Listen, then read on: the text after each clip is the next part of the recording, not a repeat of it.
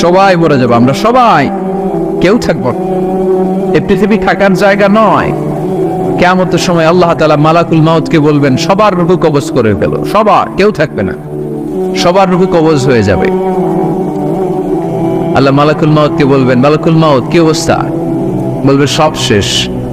মাইয়াপ্পা, কে বাকি? মালাকুল মাউত বলবে জিনেরা বাকি, যাদেরকে দেখা যায় না। আল্লাহ বলবেন জিনদেরকেও শেষ করে ফেলো, রূহ কবজ করো। মালাকুল মাউত আজরাইল জিনদের রূহ কবজ করবে। আল্লাহ এবার জিজ্ঞেস করবে, ইয়া মালাকাল মাউত আখবিরনি মাইয়াপ্পা, এবার বলো আর কে বাকি? মালাকুল মাউত বলবে, আল্লাহ মানুষগুলো সব শেষ, জিনগুলাও শেষ, এবার বাকি ইবলিস শয়তান। কে বাকি? ইবলিসও শেষ করো, ইবলিসও শেষ। আল্লাহ আবার জিজ্ঞেস করবেন, ইয়া মালাকাল মাউতি মাইয়াপ্পা, আর কে বেঁচে আছে বলো? মালাকুল মাউত বলবে, আল্লাহ আপনার কথা অনুযায়ী পৃথিবীর সব মানুষের রূহ কবজ করলাম, সব জিনদের রূহ কবজ করলাম, ইবলিসের রূহ কবজ করলাম, এখন আছে শুধু ফেরেশতা। আছে কারা? যাও ফেরেশতাদের রূহ কবজ করো, ফেরেশতাদের রূহ কবজ হয়ে যাবে। এবার আল্লাহ জিজ্ঞেস করবেন, ইয়া মালাকাল মাউত আখবিরনি মাইয়াপ্পা। মালাকুল মাউত বলবে, আল্লাহ আপনার কথা মতো ধরে ধরে সব শেষ, ফেরেশতাও শেষ, 4 জন ছাড়া। কয়জন ছাড়া? জোরে বলেন, কয়জন ছাড়া? ইসরাফিল, জিব্রাইল, মিকাইল, আজরাইল। আল্লাহ এই 4 জন আমরা বাকি। আল্লাহ বলবে, যাও ইযহাব ইনতালিক ইলা জিবরিল ওয়াকবাদ রূহা, জিব্রাইলের রূহ কবজ করো। ইযহাব ইলা ইসরাফিল ওয়াকবাদ রূহা, ইসরাফিলের রূহ কবজ করো। ইযহাব ইলা মিকাইল ওয়াকবাদ রূহা, রূহ কবজ করো। ওই 3 ফেরেশতাও শেষ। এবার আল্লাহ তাআলা জিজ্ঞেস করবেন, ইয়া মালাকাল মাউত আখবিরনি মাইয়াপ্পা, হে মালাকুল মাউত আর কে বাকি আছে বলো?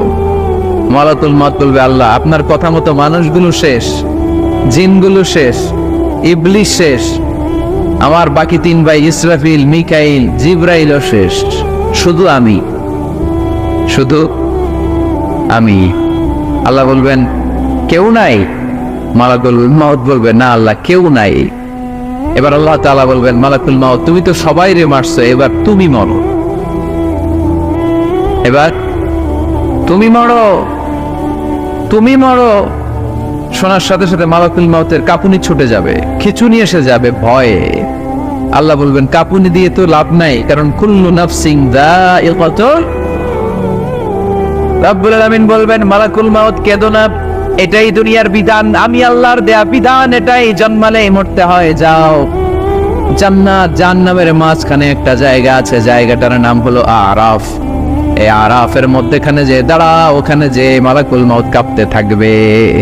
মালাকুল মাউত বলবে, আল্লাহ সৃষ্টির শুরুতে যদি জানতাম, সৃষ্টির শুরুতে যদি জানতাম সবাইকে মৃত্যুদান করার পরে, রূহ কবজ করার পরে আমাকেও মরতে হবে, তাহলে এই কঠিন দায়িত্বের ব্যাপারে আপনার কাছে ক্ষমা চাইতাম। আজকে আমারও যে ভাগ্য বরণ করে নিতে হবে সৃষ্টির শুরুতে, আমি এটা কল্পনাই করতে পারি নাই। আল্লাহ বলবেন, নো টক, মুত, ইয়া মালাকাল মাউত, মর, মরে যা, মর, মরে যাও। বলার সাথে সাথে মালাকুল মাউত এক বিকট চিৎকার হাঁকিয়ে মরে যাবে। মালাকুল মাউতের চিৎকারটা সেদিন এত ভয়ঙ্কর হবে, বিষ্ণু ইসলাম বলেন, ওই চিৎকারের আওয়াজ যদি পৃথিবীর মানুষেরা কান দিয়ে শুনতে পেত, তাহলে কিয়ামত সংগঠিত হওয়ার জন্য আলাদা করে ইসরাফিলের সিঙ্গার প্রয়োজন হতো না। ওই চিৎকারের আওয়াজে প্রতিটা মানুষ কানের পর্দা ফেটে ওই জায়গায় লাশ হয়ে পড়ে যেত। এবার টানে বায়ে, সামনে পেছনে, উপরে নিচে কেউ নাই, একজন ছাড়া। জোরে বলতে হবে, তিনি কে? আল্লাহ তখন পৃথিবীকে একটা ডাক দিবেন, বলবেন, ইয়া দুনিয়া আইনা আনহারুকি, এই পৃথিবী তোর নদীগুলো কোথায়?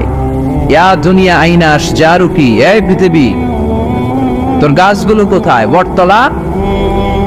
ইয়া দুনিয়া আইনাল জিবাল, তোর বড় বড় মাউন্ট এভারেস্ট পাহাড়, আলাস্কা পর্বতমালা, আল্পস পর্বতমালা, এগুলো কোথায়?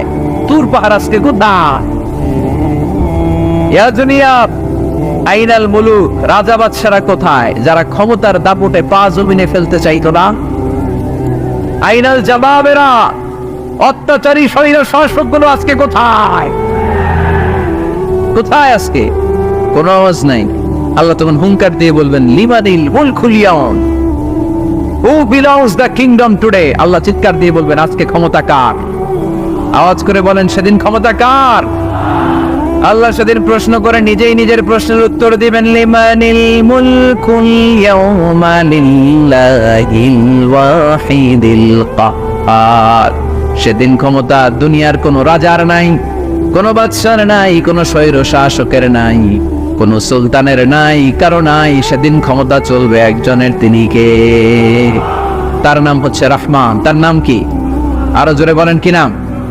এজন্য রহমান কারে বলে আজকে চিনতে পারছেন? তার দয়ার শেষ আছে? তার ক্ষমতার কোনো কুল কিনারা আছে? তার ধন ভান্ডারে কোনো গন্তি আছে? এজন্য লা বিশাইহি মিন নিআমিকা রাব্বানা নুকাযযিবু ফালাকাল হামদ।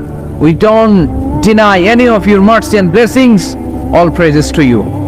আল্লাহ তোমার কোন নিয়ামতকে আমরা অস্বীকার করি না।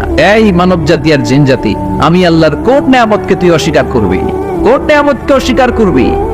যখনই এই আয়াতটা আমি পড়তাম তায়েফের ময়দানে, জিনেরা উত্তর দিত লা বিশাইইম মিন নিআমিকা রাব্বানা নুকাযযিবু ফালাকাল হামদু।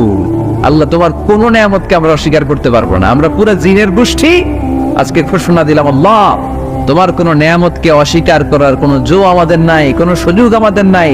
সকল নিয়ামতের প্রশংসার মালিক তুমি। তিনি কে? We cannot deny any of your mercies and blessings and the bounties. All praises to you. আল্লাহ সব ক্ষমতার মালিক তুমি, সব প্রশংসার মালিক তুমি। একটা নিয়ামত অস্বীকার করার ক্ষমতা আমার নাই। এত ভালোবাসতেন বিষ্ণু ঈসা ইসলাম সূরাটাকে। আবার বাইহাকির এক বর্ণনায় ইমাম বাইহাকি বলেন, আল্লাহর হাবিব সাল্লাল্লাহু আলাইহি ওয়াসাল্লাম ইরশাদ করেছেন, ইন্না লিকুল্লি শাইইন আরুস ওয়া আরুসুল কুরআনি সূরাতু আর-রাহমান। আলেম ওলামারা বলেন তো আরুস মানে কি? মাশাআল্লাহ, নববধূ। আরুস মানে নতুন বউ। আরুস মানে সবাই বলেন নতুন বউ, নববধূ। আল্লাহর হাবিব বললেন লিকুল্লি শাইইন আরুস, সবার একটা করে নববধূ হয়। আর কোরআনের নববধূর নাম সূরা আর-রাহমান। ইন্না লিকুল্লি শাইইন আরুস ওয়া আরুসুল কুরআনি সূরাতু আর-রাহমান। দুনিয়ার প্রত্যেকের জন্য আল্লাহ একজন করে নববধূ দান করেছেন। আল্লাহর কোরআনেরও একটা নববধূ আছে। এই কোরআনের নববধূর নাম সূরা আর-রাহমান। কোরআনের নববধূ, কোরআনের নতুন বউ, কোরআনের নতুন বউ। কেন আল্লাহ এত সূরা থাকতে, 114টা সূরা থাকতে আর রহমানকে কোরআনের নববধূ বললেন? এর কারণ নববধূ যেমনি বাসর রাতে হাতে পায়ে আলতা মেখে, বেনারসি শাড়ি পরে, জুয়েলারি অর্নামেন্টস পরে, পার্লারিং করে, মেকআপ করে হাজবেন্ডের জন্য নিজেকে উজাড় করে সাজায়, ঠিক তেমনি আল্লাহ তাআলা এই দুনিয়াতে আমাদেরকে কি নিয়ামত দিয়েছেন আর আখিরাতে কি কি নিয়ামত দিবেন, এই বর্ণনা দিয়ে এই সূরাটাকে আল্লাহ উজাড় করে সাজিয়ে দিয়েছেন।